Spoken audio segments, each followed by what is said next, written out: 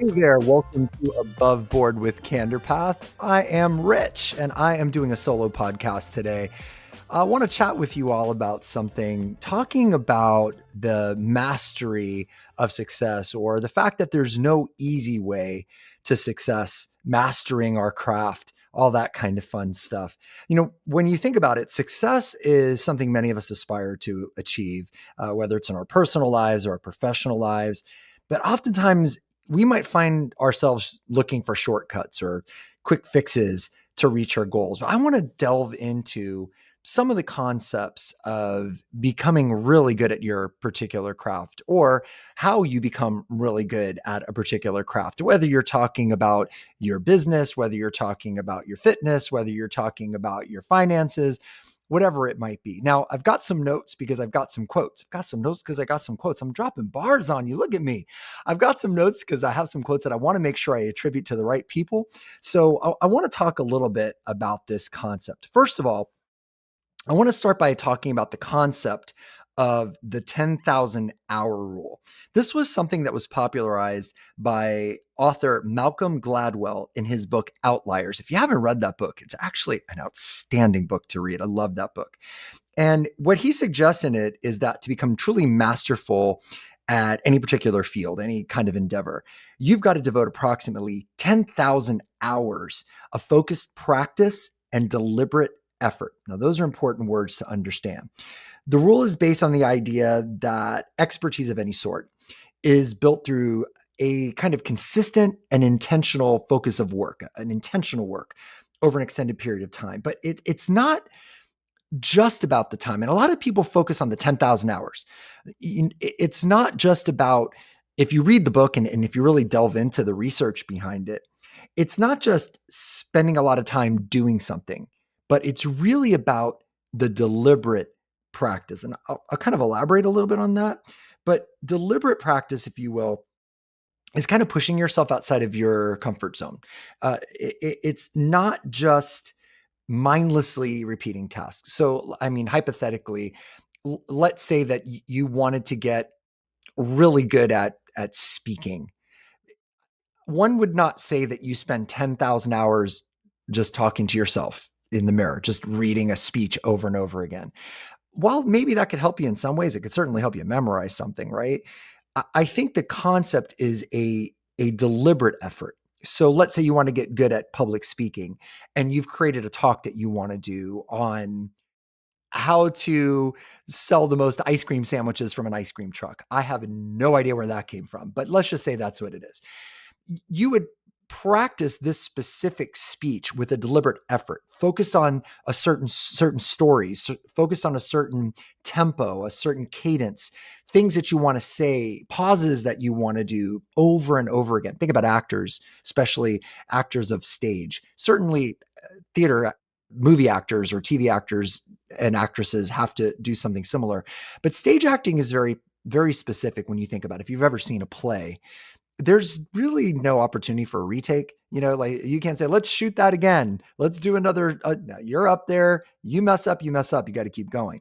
So stage actors, they'll not only memorize the script, but they'll memorize pauses. They know from experience that at this particular point of comedy, let's say, the audience is going to laugh.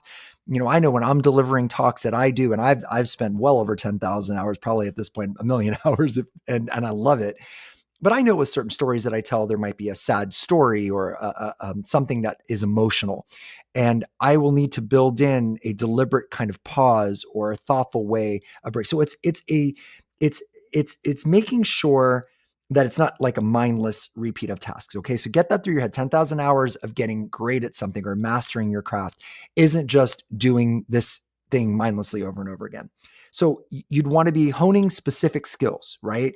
And then you'd want to continuously strive for improvement. So if you're doing free throws in basketball, I don't think that's just a mindless just throwing the ball at them. No, you're being very deliberate about how you're using your hands or how you're using your body.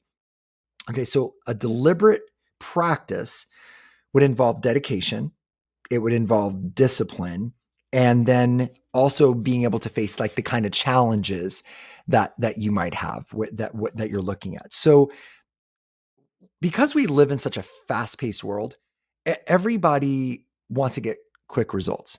Okay, so a lot of times when you talk to somebody and you say, what would be your dream level of success? A lot of people like want to win lotto. Okay, so your chances of getting struck by lightning are way higher than winning lotto, right? But this whole concept of quick success, and we're fooled a lot by what we see on Instagram and TikTok and all sorts of social media. People pose a lot. There's people posing with cars that they don't really own and standing next to private jets that they really didn't charter and in front of yachts that they're never going to set foot on. And to the outside world, that looks real. I mean, you could go into a Louis Vuitton store and put on the latest Louis Vuitton purse, hold it, kind of pose yourself in a certain way, take a selfie of your friend, and you'd be like, oh, I love my new $10,000 purse. But it's not real. But if you post on Instagram, a lot of people would think it's real. I did this actually as a joke. I really dear friends that work with Ferrari, and I happened to be at Ferrari here in the city where I live, and we were there for a party. We were invited. We got to go, and I took a selfie. I took a picture with this beautiful Ferrari and said, "Which color do you think I should pick?" Right. And, or, I'm building the interior. What should I do? And it was just to be lighthearted and funny, but I was also doing it to kind of test. And there was a number of people that now, including my own brother, to my brother Bob, who I love so much, he actually texted me and said, "Oh my gosh, I'm so happy for you, bro. Take me." I'm like, "Bro, I am so glad you think I'm so successful that I'm buying a $350,000 car, but I'm just at the dealership. I'm just taking a picture with it." But to the world who's so used to fast paced and instantaneous and quick results, they expect that it just happens overnight. But that's just not how it goes. It's rarely achieved overnight. The term overnight success is so silly. It's the silliest thing in the world, as if somebody really got up and the very first time they ever sang at some karaoke bar, they've never sung before, never practiced, never took a music lesson, never had a vocal lesson. And they get up at a karaoke bar and they sing, some Journey song. And all of a sudden they become somebody in the audience is a manager and they get signed to a record deal.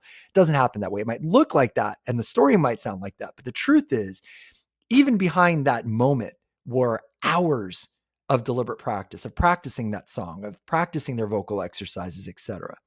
It takes time to develop expertise, to build a strong foundation, and to also overcome obstacles along the way. The process also of striving for success in and of itself is where the valuable lessons and where you gain the necessary experience to become masters of your craft. That's where that lives. If you think about it, the journey is where we learn, where we grow, where we discover our true potential, maybe even in some ways our true selves. And it's also the journey is where you develop resilience. It's where you learn from failures and how you cultivate skills, if you will, that are necessary for you to excel. It's the journey. It's actually going through the process. And I'll talk a little bit about the idea of failure, but often the most fulfilling part, if you will, of a journey is the personal growth you experience. So even just striving, that journey of trying to become a master of your craft, whatever it is, you want to be the best leader in your company. You want to be the best consultant. You want to be the best nurse. You want to be the best teacher that you can be. That journey is where you experience some of the greatest joy, the growth along that way, rather than just the end result. I don't know if that makes sense, but maybe to a lot of people, we look at everything like the Super Bowl. Whoever wins the Super Bowl, they're the champion. Whoever wins the heavyweight title, they're the best. And I get it. I'm not talking about participation trophies here, but man, if you're a fighter in a heavyweight championship fight, if it's back in the day, Ali and Foreman, let's say, or whoever you want to think about, whoever's your era of boxer, if you're in that ring, you earned that place. And that journey, you became somebody. You grew into somebody. So let's not underestimate the power in your journey to become masterful at something in what you learn along the way. Even if you fall short initially of where you want to be, you're a real estate agent and you want to sell $10 million of real estate. And previously you've sold $4 million of real estate. So you want to more than double your sales goal. And by the end of the year, you've moved from 4 to 7.4. And you might be like, man, I failed, or I did. I mean, Did you, or did you double? Did you almost double? Did you what did you learn going from 4 to 7.8? Because then maybe the next year, that's when you hit the 10. Because you had to take the journey. You had to start mastering certain skills, get better at showing your houses, get better at advertising or marketing or connecting or resources or networking or whatever it might be. So it's a big part of this is the journey. A big part is the journey. So if you want to talk about, and here's where I got some of my quotes. I'm moving some papers around. Sorry about that. You know, thinking about this, I'd want to give you something that's actionable because this is going to be a short podcast. And I love whenever I listen to podcasts about something. I love philosophy. I love talking about concepts and ideas. But what do we do? So here's what, as I've taken some notes and done some reading and done some research, what I've written down, I would say are 5 actionable ways to maybe excel in your chosen field. And I'm going to support this with a little bit of maybe some research, if you will, or maybe some more quotes than research. So one of the first ways that I think you achieve mastery is to cultivate a growth mindset. Carol Dweck, a renowned psychologist, said, becoming is better than being. Becoming is better than being. So, in other words, embracing a belief that your abilities can be developed through dedication and hard work. Research does support the idea that people that have a growth mindset are more likely to persevere, overcome obstacles, and achieve mastery in their field. You have to understand that everything that you do starts with your mindset. You don't enter something where you'll be, let me say, you don't become successful at something entering it believing that you're going to fail. I don't believe that's possible. And when you look at this war that's raging in Ukraine, and you think about this supposed superpower, Russia, invading this much smaller country, and you think about when you read the stories, how they're the tanks and the planes and the manpower of Russia, these guys were saying, 3 days, we're going to overthrow this country. It's been well over a year. And these brave people in Ukraine, no matter what you think about what's going on and whatever, but these brave people in Ukraine, their fight, their perseverance, their ability to fight back. And now they're on an offensive movement. They're not even defensive. They're fighting back. They're coming back at them. I would imagine that these soldiers in the field are not entering the battle thinking, well, they're going to beat us today. I just don't believe that to be true. I think that any successful person starts with cultivating a growth mindset, a mindset of growth. I'm going to become more. I'm going to become better. I am bigger than this. And how do you do that? A lot of it's how you talk to yourself, but it does start with how you think. Literally just doing that every morning. Again, whatever you want to be good at. People listening to this might be 1,000 different things. You want to be the best, ballroom dancer in the world. You don't wake up in the morning thinking like, I hate dancing. I hate this music. I hate these costumes. Why do I have to wear these tight pants? I look ridiculous, which you would never think, because who doesn't look amazing in those tight pants for ballroom dancing? I know I do. Just kidding. I don't. But when you think about it, it's got to be that mindset of, I've got this. I love this. I'm going to embrace getting better and learning more about my craft. So I would start there. Growth mindset. The second, I would say, is what we just talked about, that idea of deliberate practice. As I mentioned earlier, Anders Ericsson, a psychologist, and those of you that have ever taken like Sci 101 in college have probably heard about him. He's considered an expert on expertise. That is a good, like, if you're going to be an expert at something, be an expert on expertise, right? I mean, for sure. Here's his quote: "The right sort of practice carried out over a sufficient period of time leads to improvement. Nothing else." Listen to that again. "The right sort of practice carried out over a sufficient period of time leads to improvement. Nothing else." This is the expert on expertise. So that deliberate practice that we spoke about, that's about setting specific goals.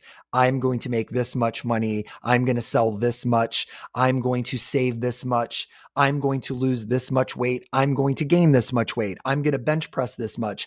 I'm going to shorten my mile from a 17-minute mile to a 14-minute mile. Receiving feedback, talking to the people around you and saying, How do you think I did?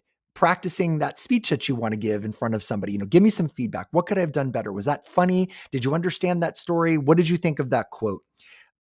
If you're trying to get better at I don't know, a sport, having somebody watch you or videotaping. Did I just say videotaping? I just gave my age away. You can always tell when someone my age is talking about recording because we say videotaping. Nothing is on videotape anymore. I realize that. Recording, okay? Recording yourself doing something. Let's say just casually you want to be a better golfer. I've never really played golf in my life, but I would assume that there's a lot to the swing, how you hold the club, how you position. I would imagine recording yourself with your swing and then maybe showing it to someone, a coach or a golf pro or somebody that can kind of work with you or meeting with them in person. Also pushing yourself beyond your comfort zone. You know, Improving specific aspects of any craft, of doing anything, is always about consistently challenging yourself, making sure that you're pushing yourself just to the point where it's a little bit uncomfortable. My 14-year-old son and I were in the gym yesterday and we were doing back and biceps. And I showed him this exercise. Many of you who work out or go to the gym might know about this exercise called 21s. It's a bicep exercise.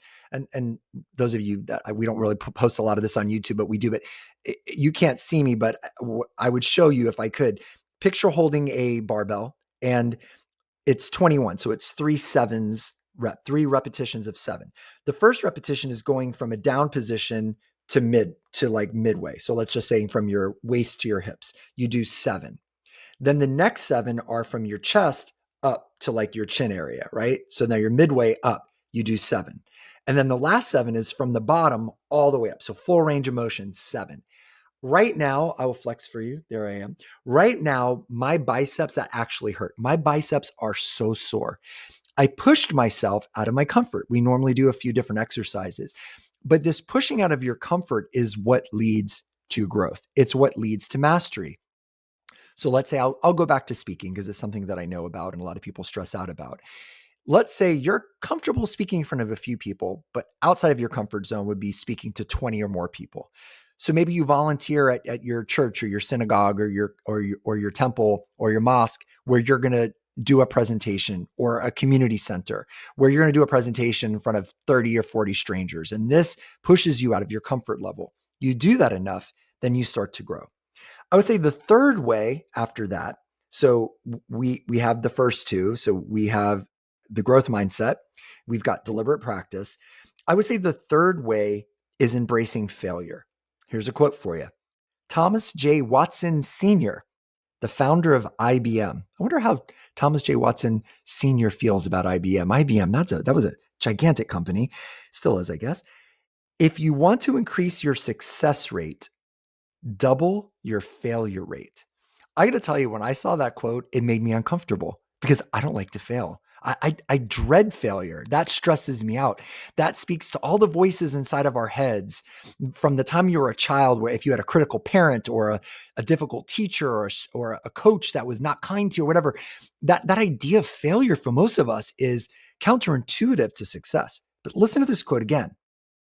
If you want to increase your success rate, double your failure rate.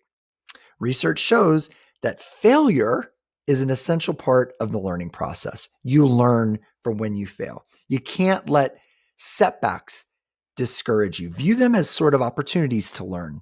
Adjust your approach. And then ultimately, when you do that, you improve your craft. A lot of us are so afraid of failing. And because we're afraid of failing, we become afraid of trying, right? Don't let your fear of failure turn into a fear of trying, a fear of attempting, a fear of moving. If you are in fear of failure, you don't do anything. You stay steady. You don't change. You don't grow. You don't push yourself. If you only said, I'm only going to do 3 push-ups, I can do 3 push-ups. I'm afraid of doing 5 because it's going to make me sore and I don't like being sore. No, man, you push yourself and then you only do 4. Oh man, I only did 4. Great. You did 1 more than you did yesterday. Don't allow your fear of failure to turn into a fear of trying, a fear of effort, a fear of movement. You can't do that. You learn from when you fail. Listen, you become a better parent. You become a better leader. You become a better, whatever it is, a better athlete by learning from when you messed up. also from learning from the people around you that messed up.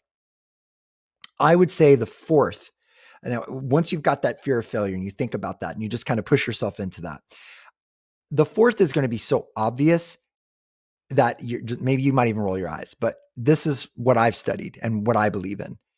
It's a strong work ethic. Funny because I always joke around with John and Matt about how I'm not really that into sports. I'm not a big sports person, but I've got to tell you that I've learned over the years that sports is a great way to kind of encapsulate, success and striving and pushing yourself. And I always, I think about the quotes I've heard from Kobe Bryant. May he rest in peace. Seemed like just a beautiful soul. And Kobe Bryant always talked about staying later than everybody else and practicing his shots over and over and coming in earlier than everybody else. And I've got to say that the people that I've seen become truly successful, they didn't luck into it. They didn't just, just I've seen people with natural talent fail. You have too. You've seen people, and it's a sad thing when you see someone in your own family or in your world that they've been gifted with this amazing natural talent. I don't know, whatever you want it to be. They're naturally gifted at being funny or talking to people or connecting with people or math or whatever it is, right? And they just don't put in the work. They just don't put in the effort. They don't put in those steps. They don't do it, the reps, if you will. And you think about like a workout, it's putting in the reps. When I just told you about the 21s, I did 3 sets of that. I could barely move my arms day.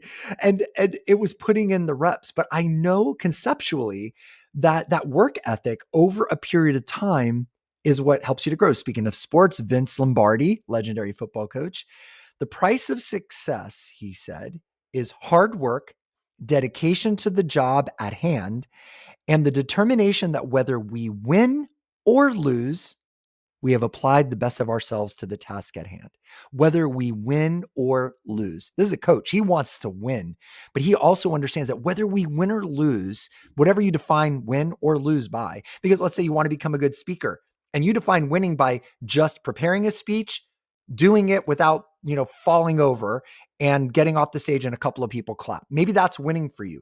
Maybe winning for you after you've been doing this for a while is scoring a perfect 9 or 10 or whatever. Maybe winning for you is getting a standing ovation, or maybe winning for you is having people come up to you after your talk and saying, that really changed me. That impacted me. You changed my life. That's how I judge myself with what I do. I judge myself by how did I serve? What was the impact that I had on people? You can't go by feedback alone. I mean, feedback's super important, but rarely does somebody walk up to you when you speak, for example, and go, wow, you did a terrible job. That was the worst speech I've ever heard. Like, that could happen.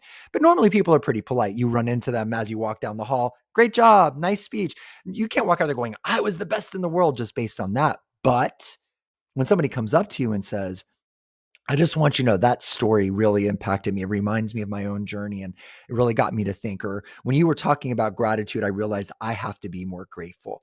Whether you win or lose, it's sometimes it's just about impact.